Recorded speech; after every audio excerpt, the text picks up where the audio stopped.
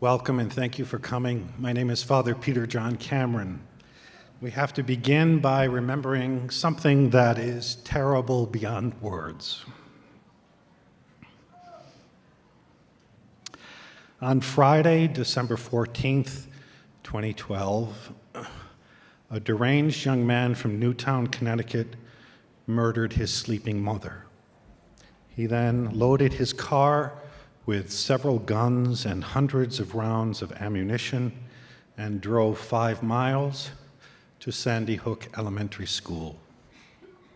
He blasted a hole through the security glass near the school's locked front door, and he set upon a bloody rampage. Within 5 minutes, he had murdered 20 first graders, 6 and 7 years old. He also murdered 6 educators. The gunman then shot himself to death.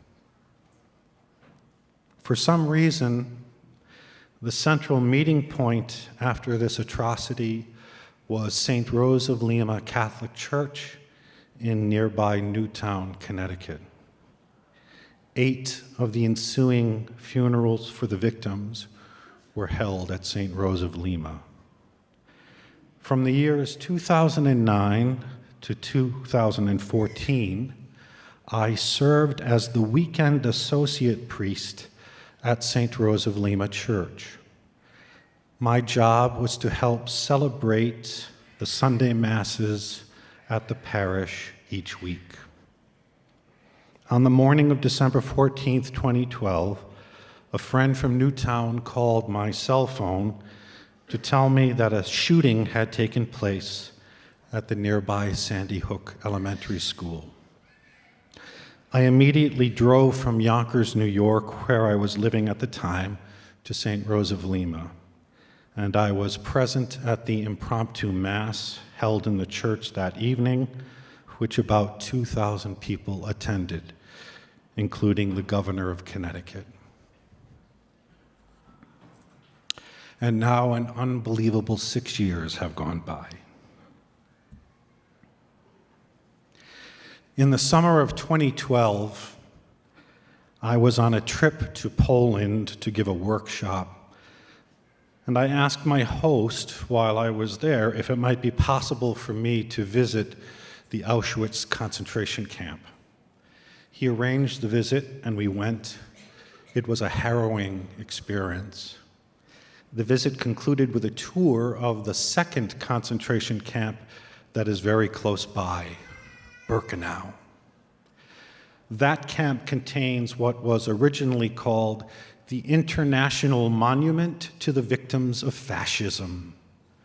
Unveiled in 1967, it bears a plaque that, in a number of different languages, declares, "Forever, let this place be a cry of despair and a warning to humanity where the Nazis murdered about 1.5 million men, women, and children." I was stunned by this. A warning to humanity, yes. But isn't there something more than a cry of despair? If we stop there, if we stop at that, then life itself becomes impossible. We need a different kind of cry. We always need the possibility of a new beginning. We need something to start from. Some of you will recall the alarm that gripped this country between the years 1978 and 1995, when the terrorist known as the Unabomber carried out a nationwide bombing spree by way of the United States postal system, which targeted academics and technology experts. He killed 3 people and injured 23 others, including Yale University professor David Gelernter. Upon recuperating from a nearly fatal mail bombing, he wrote this: Although I was hurt permanently and will never get back a normal right hand or right eye, although my chest will always look like a gouged out construction site, here is the main thing. I recovered. In some ways, I am better than before. If you insert into this weird slot machine of modern life one evil act, 1,000 acts of kindness tumble out. Flashing back to 2010, as I stood there in the Nazi concentration camp, reading the plaque on the Birkenau Memorial, feeling pretty depressed, I looked up and I saw something that I will never forget. It was a Catholic priest who had with him a group of young people. They were all gathered around him, and the priest was getting ready to do something. He was preparing to celebrate Mass, right there in the concentration camp, in that place of unspeakable hatred and barbarity. And I thought, yes, that is the better cry. A cry for something that perceives a promise even within the most challenging circumstances of life. Today we are blessed with the great honor of having with us two exceptional women who are here to help us cry out for that something. We are honored to have with us Jennifer Hubbard. Jennifer's youngest child, Catherine Violet, was a victim of the Sandy Hook Elementary School shooting. Jennifer has established the Catherine Violet Hubbard Foundation in her daughter's memory. The foundation is currently building the Catherine Violet Hubbard Animal Sanctuary in Newtown, Connecticut. Jennifer currently serves as chair and president of the sanctuary. She is also a monthly contributor to Magnificat and the recipient of the 2014 and 2015 Catholic Press Awards. And I can attest to the fact that Jenny Hubbard is one of Magnificat's best-loved writers. 1 month after the Sandy Hook school shooting, St. Rose of Lima Church presented a series of talks for the parents of the children in the religious education program as the children were preparing to return to school for the first time since the shooting. As you can imagine, it was a tremendously anxious-ridden time. The point of the program was to help the children and the parents make the transition as easy as possible. The director of religious education for the parish, Pam, was very close to the 8 mothers from the parish who had lost children in the massacre. Those 8 mothers became very close after December 14th. And Pam mentioned to Jenny what the parish was planning to do to help the parents. Well, when Jennifer Hubbard learned that the parish was going to hold this gathering, she did something that no one ever expected. She decided on her own that she wanted to come in person and speak to the assembled parents face to face. And that is what she did. I was asked to moderate that session. And in preparation for it, I called Jenny on the phone. During our conversation, I asked her how it was ever possible for her to do something that most of the world would consider completely impossible to do. And Jenny responded by saying this: "There is a presence that is so much better than us, and we have to acknowledge it."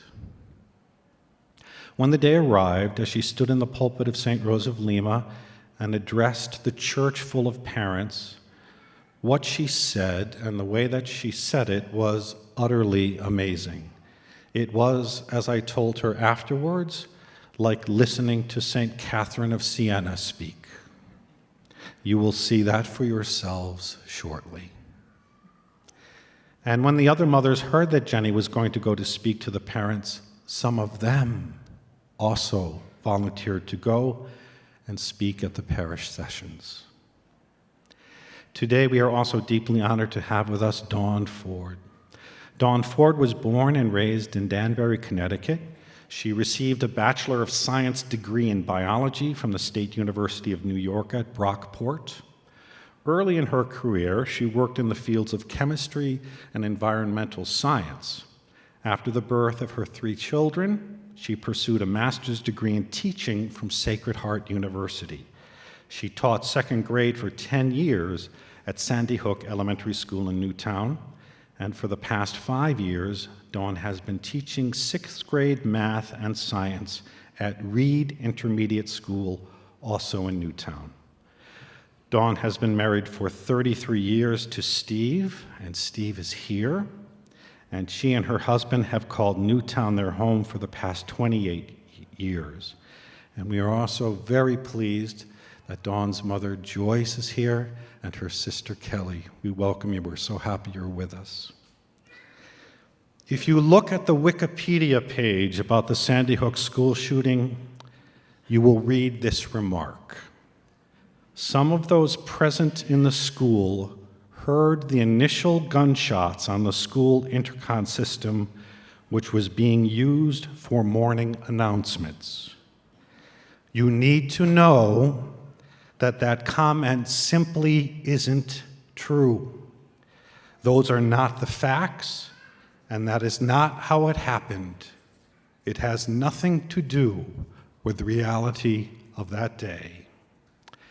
And we who feel so urgently the need to discover our identity and somehow start again really need those facts because of the breathtaking way they make us feel looked at, listened to, understood, and valued.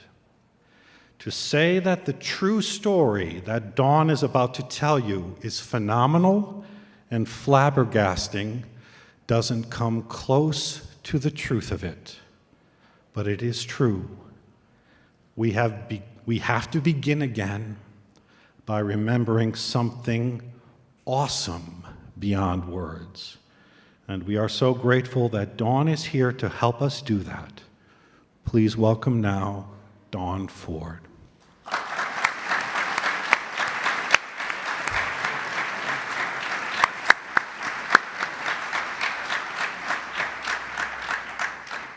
Thank you, Father Peter.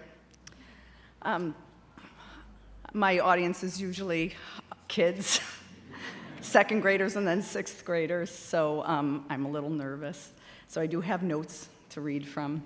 It is from my heart, but I don't want to lose track, so I hope you'll forgive me that I have my notes.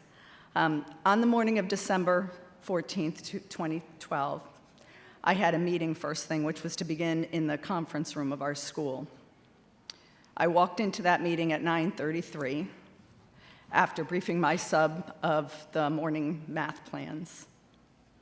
There were 8 others in the room, including Dawn Hochsprung, our principal, Mary Sherlock, our school psychologist, Natalie Green, our lead teacher, a parent whose child we were meeting about, and various other support staff.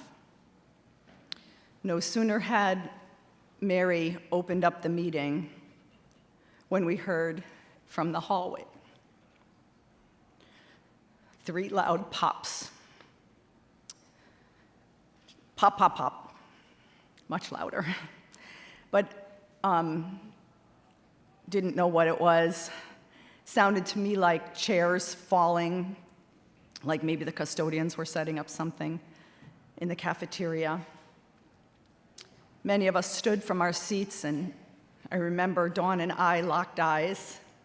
She was saying, "What was that?" as she was sweeping out of the room, followed by Natalie and Mary. As soon as they left our conference room, the hallway erupted in gunfire. We scattered to the 4 corners of the room, still not comprehending what exactly was going on. To me, I had nothing in my experience to tell me that that is what was happening. I thought it was fireworks, which also doesn't make sense. Fireworks would be going on outside. But there would be a barrage of gunfire, followed by momentary silence, followed by more gunfire. During one of the momentary silences, Natalie Hammond, not Green, Green was her maiden name, Natalie silently slipped back into the room, hopping on one foot because she had been shot up one side of her body, her leg, her foot, and her hand. And she whispered, "Dawn and Mary are down." And she laid herself down and pressed herself up against the front wall of our conference room, and she held our conference room door closed with her good hand. And the gunfire erupted again. During the next silence, someone whispered, "We have to call for help. Does anybody have a phone?" And at that time, the only cell phone in the room was in the parents' purse, and her purse was on the table, which was in direct view of the window to our conference room, so nobody dared to reach for it. But there was a phone on the wall that if I had stood, I could pick up the phone and dial, but then I would have been in direct vision of the window. So, not wanting to be that visible, I reached up and batted the phone off the hook and left the receiver dangling from the cord, and I reached up to punch the code that would get us an outside line so that I could call 911. But no sooner had I started punching in the series of numbers that the gunfire erupted again, so I retreated back to my corner and forgot about that phone, just left it dangling.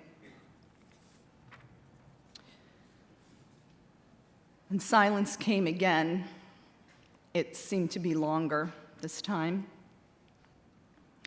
We dared to believe that whatever it was over, but we still didn't dare to emerge from the room.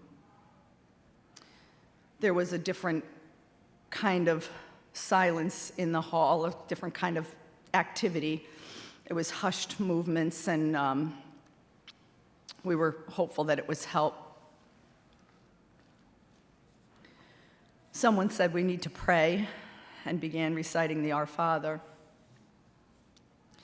I crawled at this point from my spot in the corner to Natalie, and I just slipped my knees under her head so she could rest her head. Although she was lying on the floor, she was just holding her head up, very tense, not resting. And I replaced my hand with hers on the door. So although we thought it was maybe over, we still were protecting ourselves in our room. Another coworker came from the other corner of the room to Natalie's feet and just stroked her legs and soothed her, encouraging her to breathe. It felt like an endless amount of time as we waited, but finally a police officer gingerly opened the door, and emergency personnel took Natalie to a waiting ambulance, but they didn't want us to leave. We were told to stay put. So I think at this time they didn't know if there was one or multiple perpetrators, and they didn't want to move people who didn't require medical attention. But at this point, we did feel that it was safe to move about the room. So I grabbed the parent's purse and handed it to her, and we took turns making phone calls. And I called my husband, Steve, who worked just down the street at his shop, and I reported to him that there were multiple gunshots fired inside of our school. And our adult son, who was 22 at the time, was in the school, working in the library. Ben has autism, and I was very afraid that he would be very vocal and draw attention to himself. But I later learned from the women who work with him in the library that when they heard the gunfire, they knew to go into lockdown, and they led him to a supply room in the back of the library, and he went quietly. He quietly followed their directions. And once inside that closet, he found a bag of stuffed animals, and he pulled each one out silently and surrounded himself for comfort. Didn't say a word. Once we were able to leave the conference room, we walked past Mary and Dawn, who were lying in the hallway. And even as they took Natalie to a waiting ambulance, and Natalie said what she said, I still couldn't quite process what was happening, and I didn't understand why nobody was helping Mary and Dawn. Why are they just lying there? But I didn't realize until later that there was nothing they could do. Exiting the building, we walked over the shattered glass that was the entry to our school. We were among the first people to walk out of the building, and we were directed to go to the firehouse, which was at the end of our driveway, so that was our emergency evacuation location. But I couldn't leave. I didn't know where my second grade class was. I didn't know where my son was. And I quickly met up with my husband, Steve, in the parking lot because he was on the scene before many of the first responders. And he directed me to wait for my second grade class while he went to find Ben. So I headed back for the building, but of course I wasn't let in, and so I paced the parking lot until my second grade class came out, led by our building sub, Kathleen, who I will forever be grateful to for how she took care of my class that day. In the weeks that followed, once the investigation was complete, the staff was called together for a debriefing by the police before they were to release the final report to the public. And among the details of the investigation was the statement that the single event that saved the most lives that day was the fact that the PA system had been opened and broadcast the shooting throughout the school. Our school was a big rectangle, and we were in the front of the school, and people in the back of the school, if they hadn't heard that through the loudspeaker, they may have heard something was going on, but they may not have known.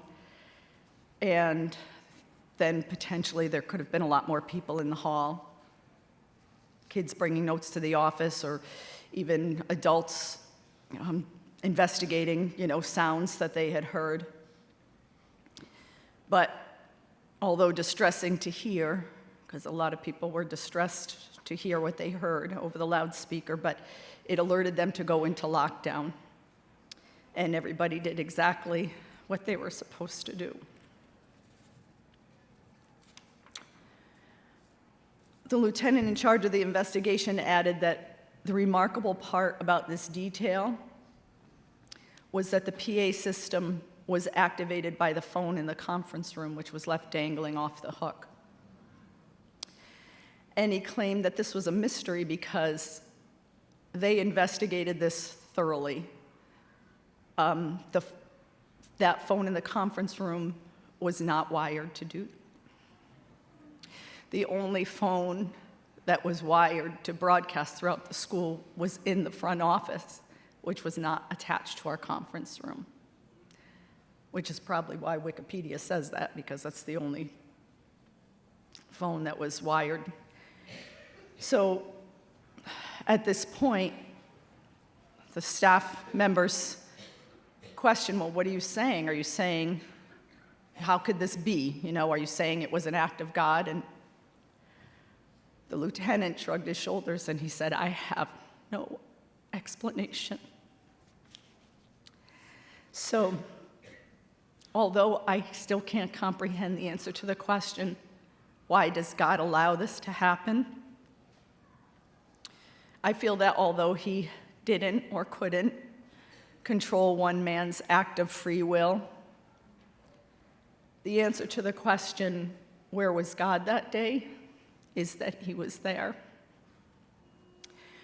I believe he was there to lift all those souls straight to heaven. And I believe he was there for the rest of us who survived. In the aftermath, there was a huge outpouring of support from around the country and even around the world to some extent. And I just want to focus on a few examples. In thinking of the theme of the encounter, something to start from, I thought about this one example that when we left our school abruptly on December 14th, we didn't know at first that we wouldn't be together again as a school until after the first of the year. We had no closure with our students. They left us scared and traumatized that day with no plan for when we would come back. So someone thought it would be a good idea if we were able to get together with our students before school reconvened in a casual atmosphere, which was a great idea. So another second grade teacher arranged for some of our classes to gather in the meeting room of our public library. And when we got there, I was amazed at what I saw. The room was completely decorated for Christmas. There was a Christmas tree, there were crafts for the kids to do, gingerbread houses for them to make. Of course, there were books, and there was a mountain of stuffed animals that they were immediately diving in and crawling under and through like a ball pit, and everybody got to take one home. The thing that was astonishing to me about that day was that the library staff member who put the celebration together was someone I had just known as an acquaintance. I'd known her for a long time, just as an acquaintance, because she had been with the library for a long time. And this was a person who I didn't know well, but I had had some encounters with her, and I had witnessed encounters, and I had never had nor witnessed a positive interaction between her and another person ever. I was actually kind of scared of her.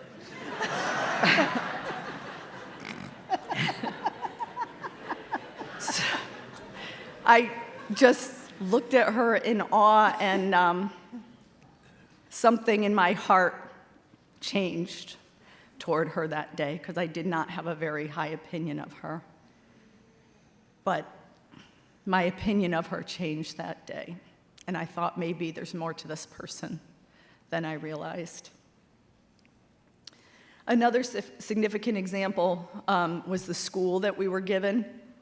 Our neighboring town of Monroe actually gave us a school. They had a middle school that they weren't using. It was empty. And they allowed us to occupy it for as long as we needed until our new school was built, which ended up being years. But this was significant because there was talk of us, we weren't going back to Sandy Hook, but there was talk of us being scattered all over town in empty retail spaces and empty office spaces. So this gift of a school gave us the opportunity to come back together as a school community and begin the healing process together. the most moving part of this was that when we arrived at the school over our winter break to set up our classrooms, we found that people were already there.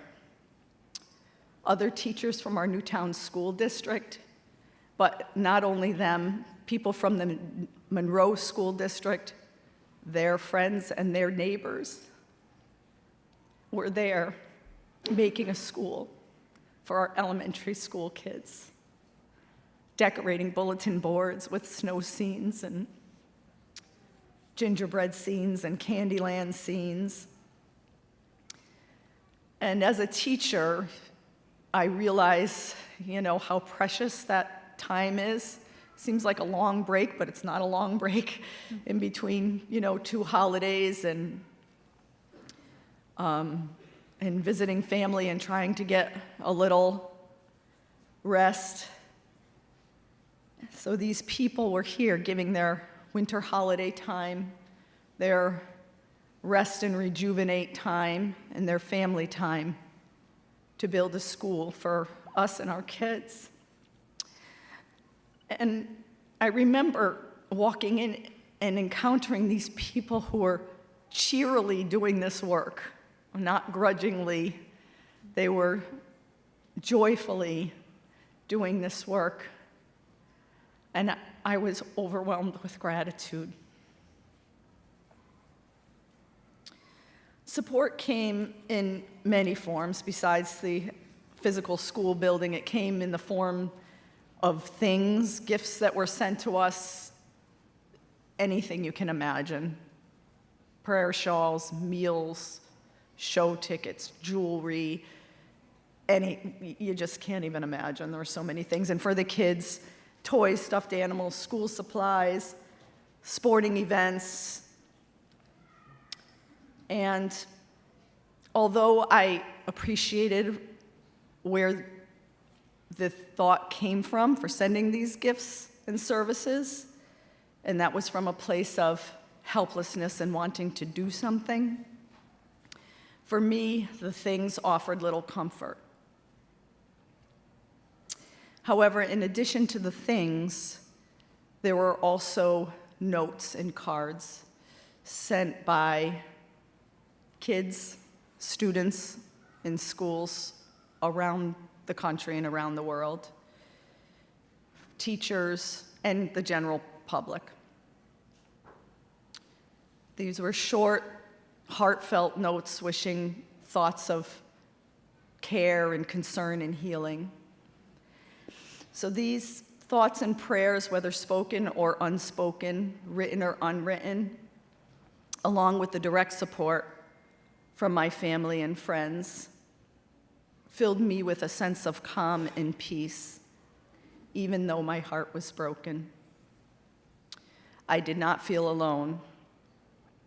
Again, I felt overwhelmed with gratitude for both the support from my family and friends and from people who I didn't know and would never meet.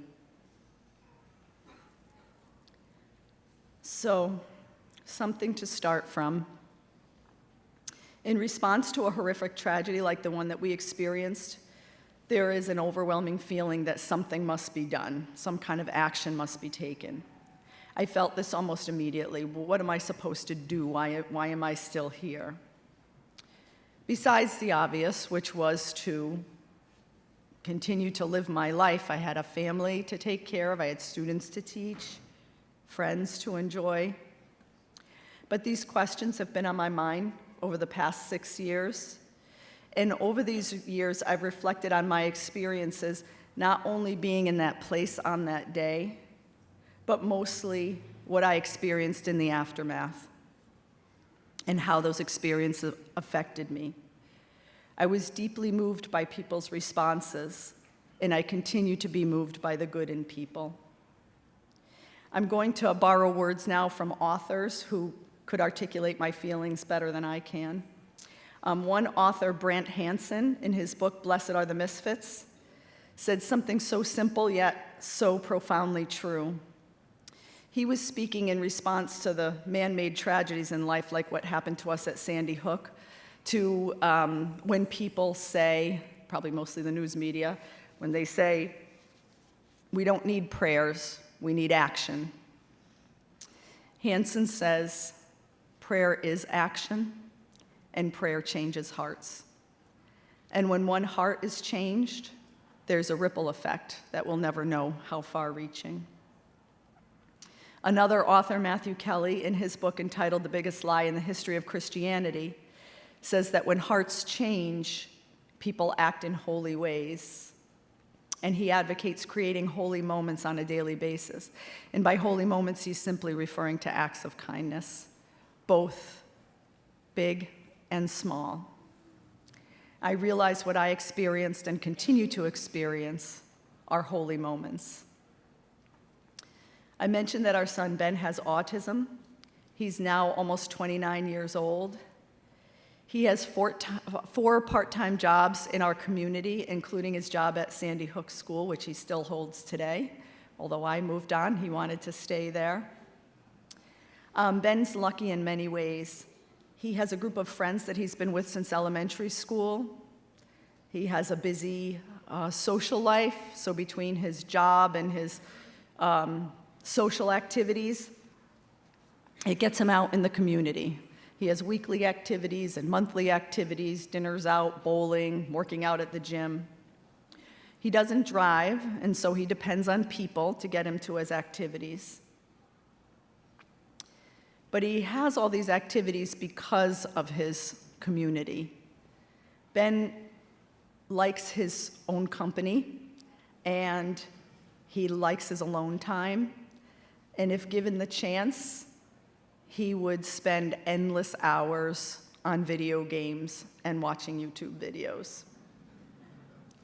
Without his community involvement, he would very easily slip into isolation, disconnected from people.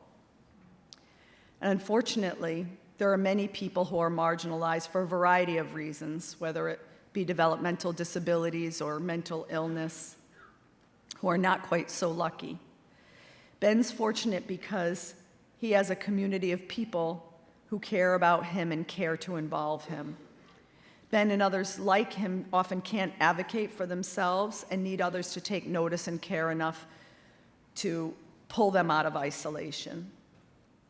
It doesn't even need to involve expensive buildings to be built or fancy programs to be put into place, because all of Ben's activities are organic, homegrown activities that evolved because people cared to listen to ideas and say yes to taking a chance on him and his friends. People like Dawn Hochsprung, the principal at Sandy Hook School, who hired Ben to work in the school's library. People like my mom and sister, who took over a social group for young adults with special needs that would have dissolved if they didn't. People like my husband, who employs not only Ben at his small business, but 3 or 4 other young adults with special needs. People like our town park and rec director, who allows our young adults who are all in their 20s to use our town's teen center as a place to hang out, and gather. People like my daughter, who facilitates that group and also dedicated her career to working with young adults with special needs. And people like that former town staff member who created a fun and festive gathering for our second graders. These are all holy moments. So going back to the original questions, why am I still here? What am I supposed to do? I still struggle with these questions, but I'm beginning to wonder if that something isn't something new or big or different, but instead to continue to do the obvious, which is to live my life, taking care of my family, enjoying my friends, teaching my students. In other words, to continue to create and to recognize holy moments, both small and big. Because as Matthew Kelly says, holy moments are contagious, and creating them on a daily basis is what will change the world. Thank you.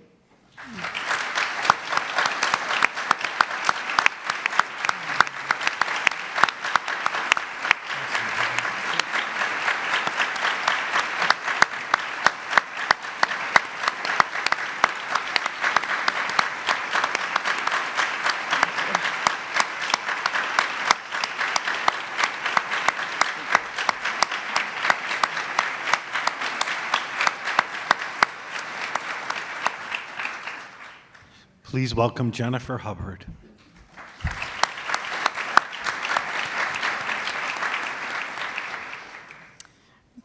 Given the question, something to start from, the honest truth is that at some point I keep saying, today's the day that I'm going to start to grieve.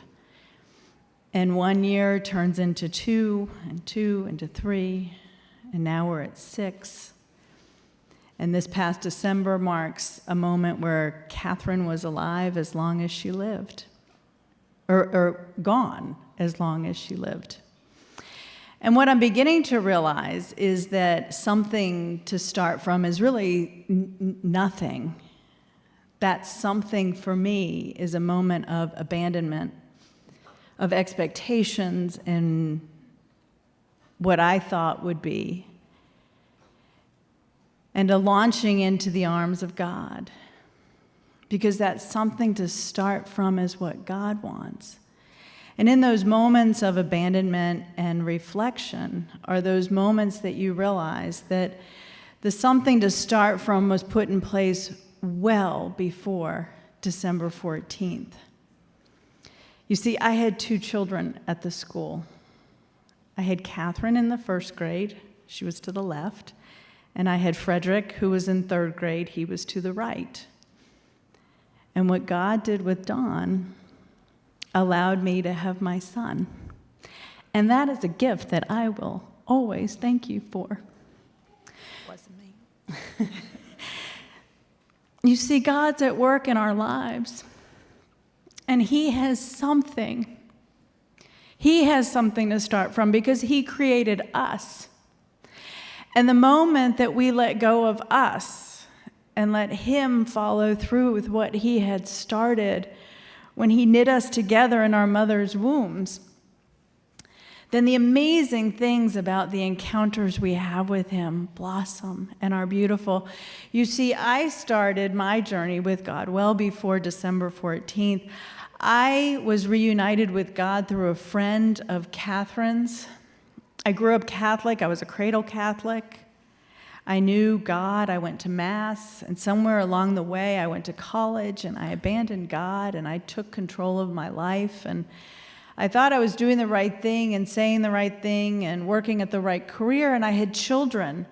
And I stopped all of that.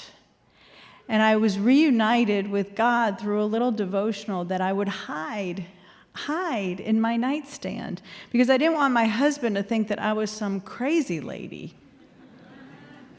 And so I'd read that devotional for the few minutes before Catherine would come home from school. You see, kindergarten was half day. And so in those few hours while she was at school, they were prime time. You moms know what I'm talking about. They're the golden hours. And so I'd spend a few minutes reading this devotional, and I'd walk to the bus stop, and I would ponder what I had read.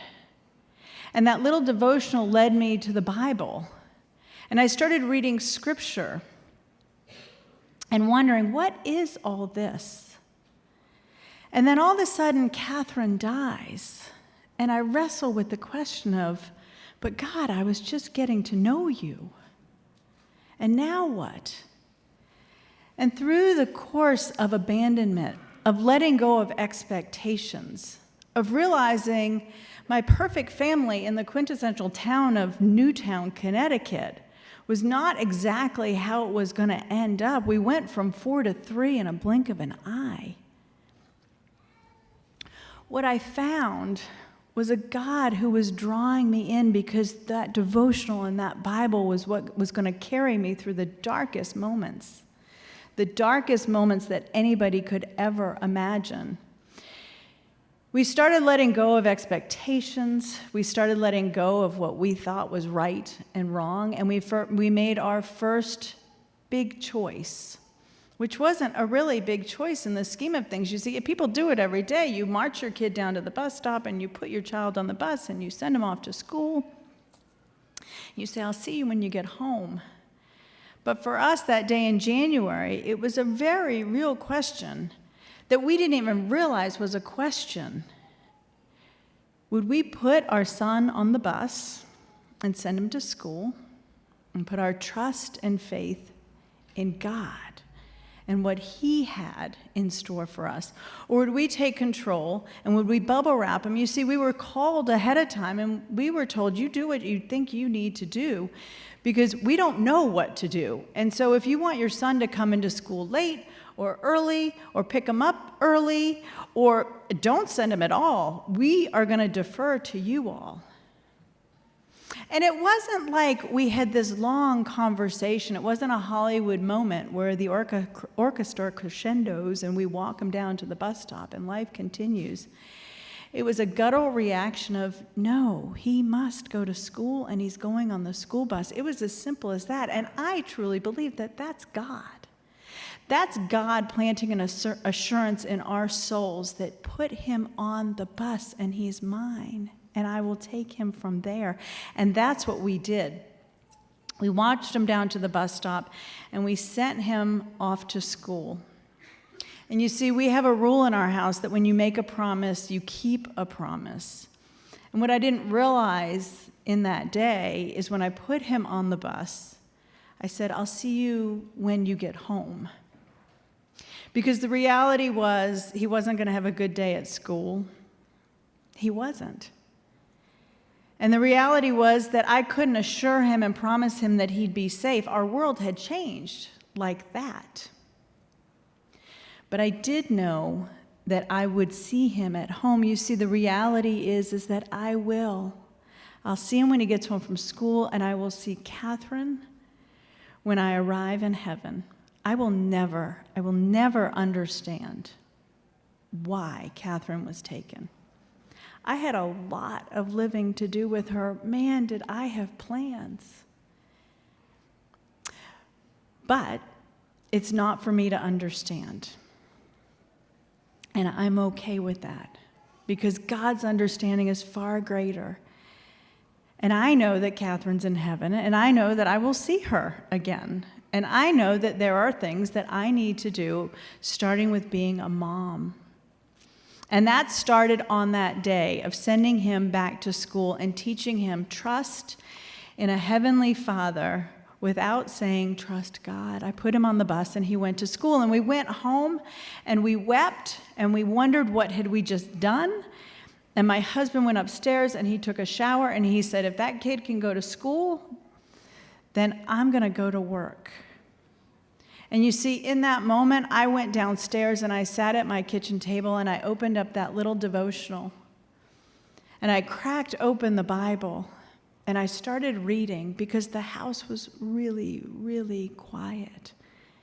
And someone had said to me, make sure you start journaling.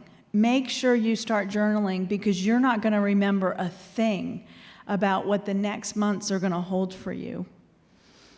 And I started writing down questions, real and honest questions. And I said to a girlfriend, if I ever die, here's where I keep my journals. Please go in the house and burn them because people are going to be angry at me. Because they were real and honest and authentic questions of what on earth do I do now because I have no idea. I had plans. And I had expectations. And I was going to have this perfect family in quintessential New England, and that wasn't going to happen. And so at that point, all expectations and all plans were off the table. I started writing, I started reading, and all of a sudden, Father Peter asked me if I was a writer, and I said, no, I studied art. And he said, would you write for the Magnificat? And in those mornings, I would sit at the table and I would ponder the questions of what would I write for Magnificat. And you see, in my house, if anybody reads Magnificat, you know that there's plenty of times where I talk about the moment where the sun hits the perfect part of the sky, and it pours through my window. And I believe it's God reaching down from the heavens and wrapping me in his arms and warming me on those days where I feel like I will never be warm again. And I'd wake in the middle of the night, and the questions to what I thought I was supposed to write for Magnificat would be answered, and I would write, and I would write, and I would write some more. And all of a sudden, I had a purpose. You see, Catherine loved animals. And so we decided that when we wrote her obituary, we would give donations to our local animal control center. We left out the control out of Animal Control Center, and we sent donations to this little place called the Animal Center. And it was for women, and they called us up after the fact, and they said, we received $125,000 in the course of 2 weeks. And I thought, are you kidding me? She was 6. And they came to our kitchen table, and they said, we think that what we'd like to do is create an animal sanctuary. And I said, what the heck is an animal sanctuary? You see, Catherine is the one who loved animals. And they explained what the sanctuary was, and they said it's a place where children will see their own innate beauty in the eyes of animals, and it's a place of healing, and it's a place of peace. And as they described it to me, I saw Catherine on the floor playing, and I saw her spirit delighted in where we would go from here. And so we started down this path of building this animal sanctuary. And every single moment that I say, God, what are you doing? I can't do this. You've picked the wrong person. I'm once again amazed that he would use me, of all people, to create a place where I feel that heaven and earth unite. You see, those moments where I struggle with where is God are those very days and those very moments where Scripture jumps out at me, where I'm assured that I am his daughter, that I am loved, and there's a purpose for me, that I will be protected, that I will be provided for, and that I will move forward in this life. And you see, that's where something starts. It starts in that moment of abandonment. And yes, I do believe that at some point I may say, wow, it's not a time to get started. It's already starting. And in fact, it already has. I look back over the 6 years and I'm amazed and I'm left in awe. But most importantly, I'm humbled that something so beautiful and something so miraculous as being called the daughter of God can come out of something that is so horrific.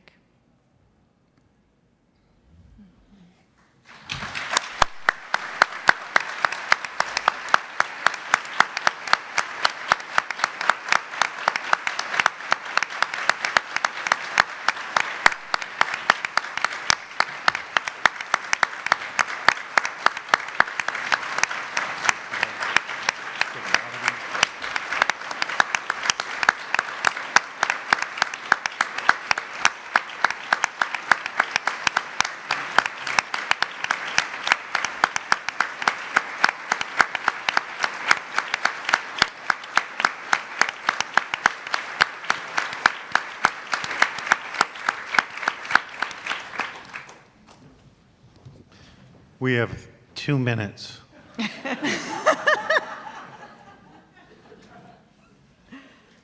So, one question for each. I'm listening to His Excellency Angelo Sala. He's giving me directions. So, Dawn, my question for you is about that staff member that you were scared of. Yeah. Can we call her? She's passed away. Why do you think she did that? Why do I think that she did that? What she did for you? I think that there's something about her that I didn't know. I mean, what I saw on a very surface level is that was who I thought she was. But obviously, I didn't know her. That's what I think. So, to me, I didn't see a heart in there, but that day, I saw a heart in there. I mean, I'm just struck by the new beginning that was created through, your fear and your, Yeah. being repulsed by her and whatever, I mean, I have dozens of people like this in my life, but that the initiative that she took on your behalf and that you changed. Yeah. Yeah, you changed. What changed you? Don't say cupcakes. What changed me? Yeah, from what she did.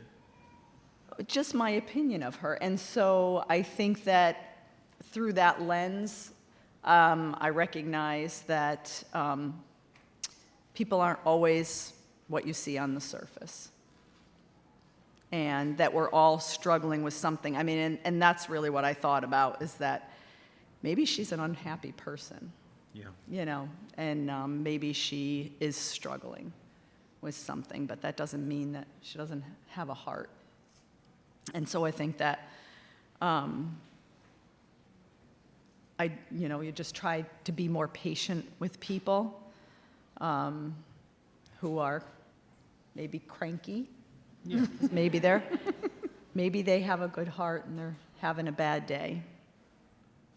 But I'm also guessing that you gave her a chance to show the world, for her to show the world her real heart. Maybe. I think she took a risk with you. Maybe. Yeah. And Jenny, I'm so struck by the courage with which you put Freddie on the bus. And I don't know, can you say more about that? I mean, where did you ever find that gumption? I didn't. That's the amazing thing. It didn't come from me. It wasn't even a thought. I think that when you are completely at your bottom, your rock solid bottom, and you really have nothing, but you're on autopilot, is all I can think of. And I feel like that autopilot for me was God. I didn't do anything. I went with what I thought I was supposed to be doing. But why, when you hit rock bottom, didn't you just hang out with the rocks? I don't know. I don't know. You have to know, because, we brought you here to give us the answer to this question. I don't know. Do you think you're insane? No! I don't think so either. I think that in every single one of us, there is this mustard seed of hope and faith that God does love us. And I think if you have that, God will work with that. And I remember praying, God, help me. And I think that's all that it takes. Well, this is why you're such a tremendous inspiration to us. And so thank you for taking such a big risk. Yep. And Dawn, thank you for the gutsy way that you tell this story. You saved so many lives on that day, but I think in this room right now, you're doing that. I've heard the story before. It wasn't me. Well, you need to read St. Thomas Aquinas and secondary causality. Yes, it was.